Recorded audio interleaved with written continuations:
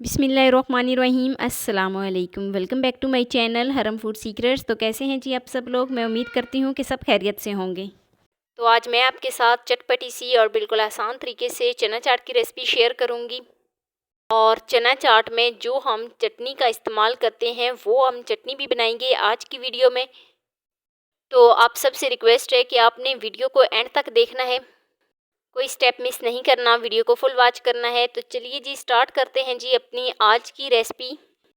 Video शुरू करने से पहले आप सबसे रिक्वेस्ट है कि मेरे चैनल को जल्दी से सब्सक्राइब कर दें और बेल आइकॉन को प्रेस कर दें ताकि मेरी डेली की वीडियो आप तक पहुंच सके। वीडियो ज़रा सी भी अच्छी लग रही है तो लाइक कर दीजिएगा, अपने दोस्तों रिश्तेदारों के साथ भी शेयर कीजिएगा। ये आपकी तरफ से इनाम होता है हमारी मेहनत का, हमारे अच्छा काम करने का।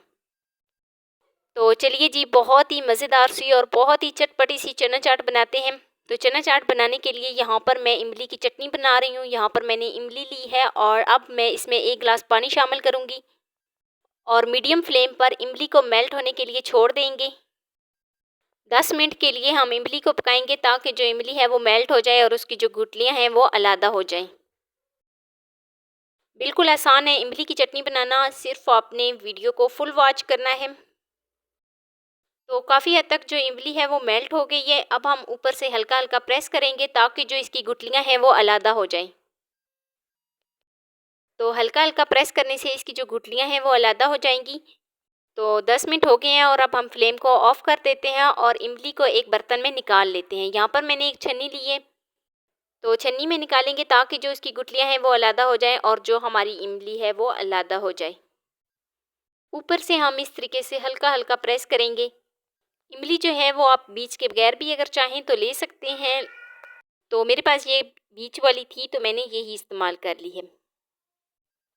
और बहुत ही अच्छे तरीके से देखें जो हमारी गुठलियाँ हैं वो अलग हो गई है और जो हमारी इमली है वो अलग हो गई है, आप देख सकते हैं।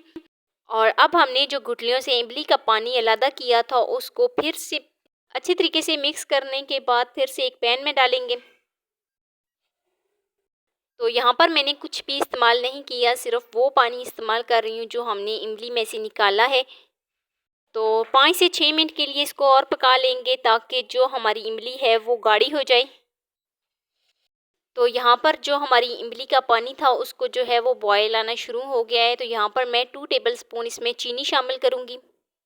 चीनी शामिल करने से हमारी जो इमली होगी वो बहुत ही खट्टी मीठी सी बनेगी और इसका दूसरा फ़ायदा ये है कि ये इमली को आप बहुत देर तक स्टोर कर सकते हैं। चीनी डालने से जो हमारी इमली है वो ख़राब नहीं होगी।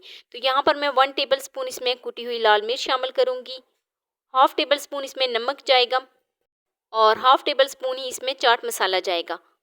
तो सारे इंग्रेडिएंट्स शामिल करने के बाद अच्छे तरीके से मिक्स करेंगे और 3 से 4 मिनट के लिए मीडियम फ्लेम पर पकाएंगे ताकि जो हमारी इमली है वो अच्छे तरीके से गाढ़ी हो जाए।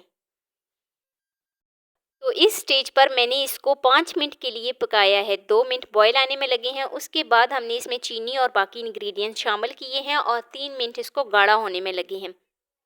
तो हमारी जो इमली है वो गाढ़ी हो गई है। अब हम फ्लेम को ऑफ कर देते हैं।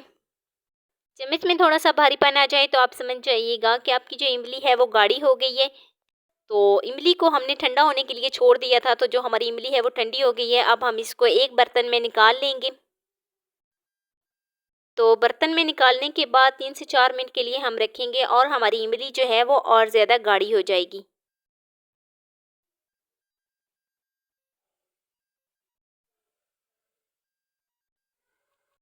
तो ये है फाइनल लुक, हमारी इमली की जो चटनी है वो बनकर तैयार हो गई है। अब हम इसको साइड पे रखेंगे और हम हरे धनिए की चटनी बनाएंगे। तो हरे धनिए की चटनी बनाने के लिए यहाँ पर मैंने एक जूसर का जग लिया है और जो हमारा धनिया था उसको मैंने बारीक बारीक काट लिया था। तो अब हम इसमें हरा धनिया डालेंगे और साथ ही 2 हम इसमें सब्ज़ मिर्च शामिल करेंगे और हाफ़ टेबल स्पून इसमें नमक शामिल करेंगे और ग्राइंड कर लेंगे। तो हरे धनिए को हमने ग्राइंड कर लिया है। यहाँ पर मैं 1 प्याली दही ले रही हूँ और जो हमने हरा धनिया ग्राइंड किया था उसको हम इस दही में शामिल करेंगे और दही में शामिल करने के बाद अच्छे तरीके से मिक्स कर लेंगे।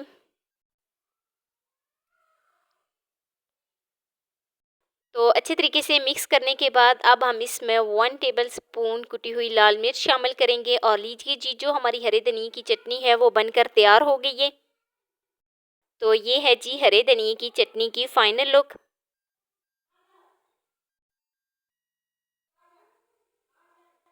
तो अब हम चलते हैं जी चना चाट की तरफ, जो हम बना रहे थे चटनियों के चक्कर में। कहीं आप ये तो नहीं भूल गए कि हम बना क्या रहे थे, हमारी आज की रेसिपी क्या थी।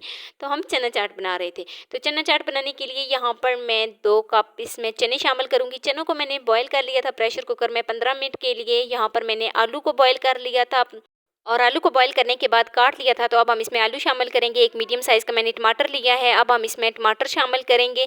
और साथ ही इसमें एक मीडियम साइज़ का मैंने प्याज लिया था, प्याज को भी मैंने इस तरीके से बारीक बारीक काट लिया था। तो अब हम इसमें प्याज शामिल करेंगे। तो प्याज शामिल करने के बाद यहाँ पर मैं 2 अदद हरी मिर्च ले रही हूँ। हरी मिर्च को भी मैंने बारीक बारीक काट लिया था। तो अब हम इसमें हरी मिर्च शामिल करेंगे। थोड़ा सा अब हम इसमें धनिया शामिल करेंगे। हरा धनिया शामिल करने के बाद यहाँ पर मैं थोड़ा सा धनिया पाउडर भी शामिल करूँगी और अच्छे तरीके से मिक्स कर लूँगी। तो यहाँ पर मैंने इसमें कुछ भी शामिल नहीं किया, ना ही मैंने इसमें चाट मसाला शामिल किया है और ना ही मैंने इसमें नमक शामिल किया है। हमारा जो टेस्ट होगा, जो हमारा जायका होगा, वो इन्हीं चटनियों से बन जाएगा। तो यहाँ पर मैंने जो शुरू में इमली की चटनी बना कर रखी थी, वो इसमें 2 टेबल स्पून डालूँगी।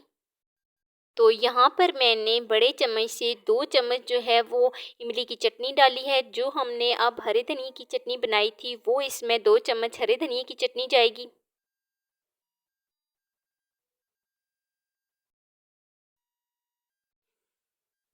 तो आप अपने हिसाब से कम या ज़्यादा कर सकते हैं, लेकिन मुझे इतनी ही चाहिए थी। तो अब हम इसको अच्छे तरीके से मिक्स कर लेंगे।